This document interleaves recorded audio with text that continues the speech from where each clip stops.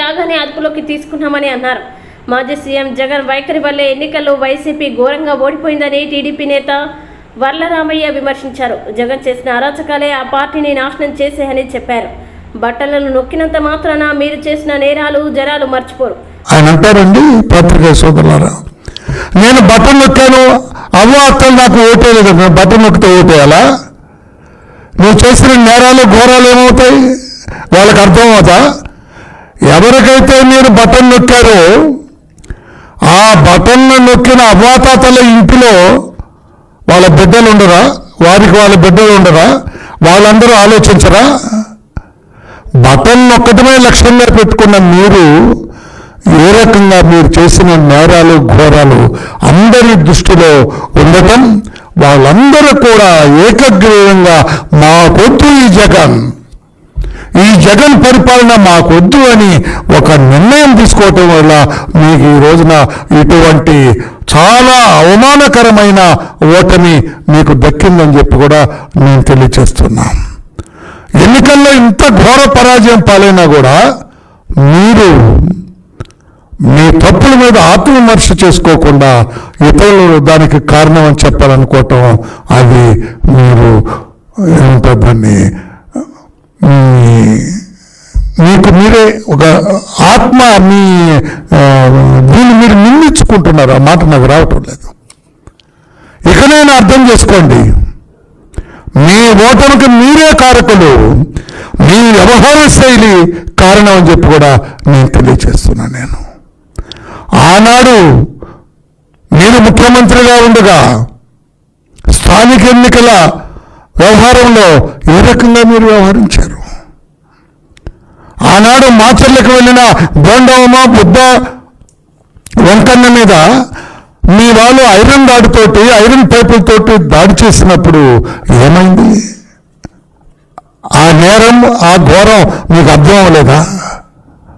మీకు తెలుసలేదో జగన్మోహన్ రెడ్డి గారు మాచర్ల నియోజకవర్గంలో ఆత్మకూరు అనే గ్రామంలో దాదాపు 250 ఎస్సీ కుటుంబాలు మీ వైకాపా దాడులకి భయపడి ఆ ఊరే ఖాళీ చేసి వెళ్ళిపోయారు. వాళ్ళ గొడ్డు గోద ఇల్లు వాకిలి అన్నీ వదిలి వాళ్ళు వెళ్ళిపోయారు. 5 సంవత్సరాలు ఆ గ్రామం నుంచి బయట ఉన్నారు. తెలుసా మీకు?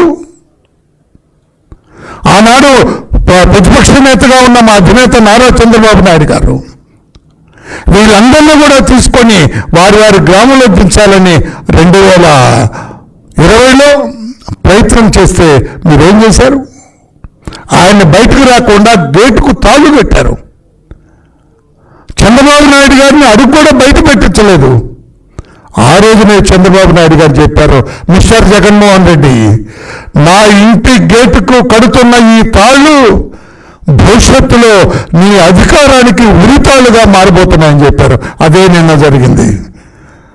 ఆ తాళ్లే చంద్రబాబు నాయుడు గారి ఇంటికి గేటుకు కట్టిన ఆ తాళ్ళు మీ అధికారానికి ఉరితాళ్ళుగా మారి 151 సీట్లలో గెలిచిన మిమ్మల్ని 11 సీట్లకు పరిమితం చేసిందని చెప్పి కూడా మీకు నేను తెలియచేస్తున్నాను.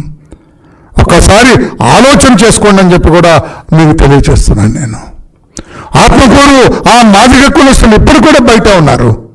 తీసుకెళ్ళి వాళ్ళందరినీ ఇప్పుడు చంద్రబాబు గారిని అడిగి ఒక రోజున తీసుకెళ్ళి వాళ్ళందరినీ కూడా వాళ్ళ గ్రామంలో రెస్టోర్ చేస్తామని చెప్పి కూడా మేము తెలియచేస్తున్నాం. మీకు ఎందుకు అర్థం కావట్లేదు? నా ఎస్సీలు నా ఎస్టీలు అన్నారు. ఏం చేశారు? 29 ఎస్సీ కాన్స్టిట్యున్సీల్లో మీరు పోటీ చేస్తే 2 గెలిచారు. 27 తెలుగుదేశం పార్టీ కూటమి గెలిచింది. మీకు తెలుసా విషయం? ఏ ఎస్సీలు నా ఎస్సీలే మీకు ఈ రోజున ఈ శిక్ష విధించారు. మేము నీ బానిసలం కాదు, నీ ఓటు బ్యాంకు కాదు. మేము నీ పరిపాలన, నీ నేరాలు ఘోరాలు మాకు నచ్చలేదు. నీ రాజ్యాంగ వ్యతిరేక పరిపాలన మాకు నచ్చలేదు.